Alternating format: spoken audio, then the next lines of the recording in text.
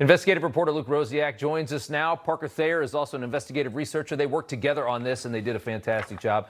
Guys, good to have you. Luke, you've got a new piece, 7 buildings, 288 Medicaid companies, $250 million. This is a look at Ohio, but more specifically, the small city of Columbus, which has less than 1 million people in it. I want to show a clip from your investigation. Take a look. Your parents raise you when you're young for free, and when they get old, you help them because you love them, right? Well, the government didn't pay you to do it. People see that as lucrative. So I noticed that you guys had gotten $10 million in Medicaid. I can't tell you anything. What exactly goes into a home health care business? Don't need you guys. You guys are racist people. Oh, of course you're racist, right? You probably expected that. You say you've never seen fraud like this before, Luke. Explain. Yeah, we're talking about billions with a B. Anyone who's ever been to the doctor and seen the bill they submit to the insurance for something as simple as an x-ray could be thousands of dollars. So Medicaid is a huge section of the federal budget. And when DOGE was really active, a lot of people, especially on the left, said, why are you even bothering? Most of the federal budget is non-discretionary. It's things like Medicaid that are basically off the table.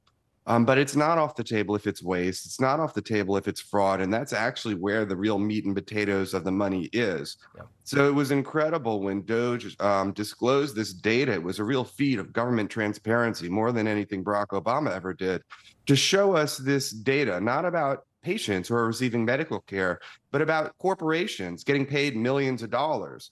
And then that's the only way you can cross-check it and be like, wait a minute, that doesn't make sense. Because until now, it's been a black box where it's actually impossible to even prove fraud. And I guess that's how some people liked it. That's such a great nod to what DOGE really was, and something that I think was gone far too soon that we should have all embraced. But it was ridiculous how they fought that, and just so sad. Parker, Ohio's Medicaid website, there's these waivers that can be applied for to get this home care, to get paid basically to take care of someone in your home, which is obviously the easiest thing in the world to scam.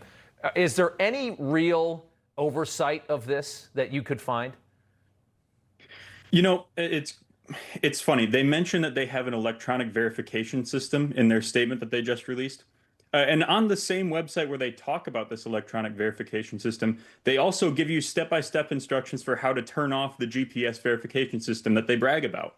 The Ohio AG was complaining not all that long ago about how he was confused why they were getting rid of the safeguards in the system and begging lawmakers to turn them back on. I mean, it doesn't seem like there's any kind of verification going on here at all. Yeah, that's exactly what I would expect, is that the government makes it really easy to take money and everybody's just like, okay, all right, fine. Because it's not anybody's money, right? When it's all of our money, it's not anybody's money. And so nobody really cares, which is the saddest thing about all this. Luke, as far as the reaction to this, I mean, you were labeled racist there for a second. This is what it's been called by so many on the left as this investigative reporting has come out.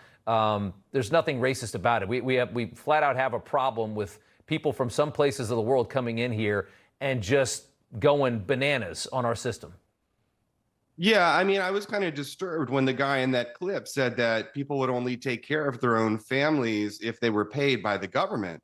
Because Parker and I pressed him, and he acknowledged it's really only an hour or two a day that you'd be caring for your elderly relative. So it's not as if you can quit your job and just do that. Yeah. It's just extra cash on the side for doing something that, unless you're a monster, you would be doing anyway, which is stop by your mom's house, maybe help her cook a meal or vacuum the carpet. Yeah. That's why I call this butlers for Somalis, because in the best case scenario, you're having somebody that isn't related to you coming to your house and performing basic services that are totally unverifiable unless we have cameras in every house of the country, which we don't want.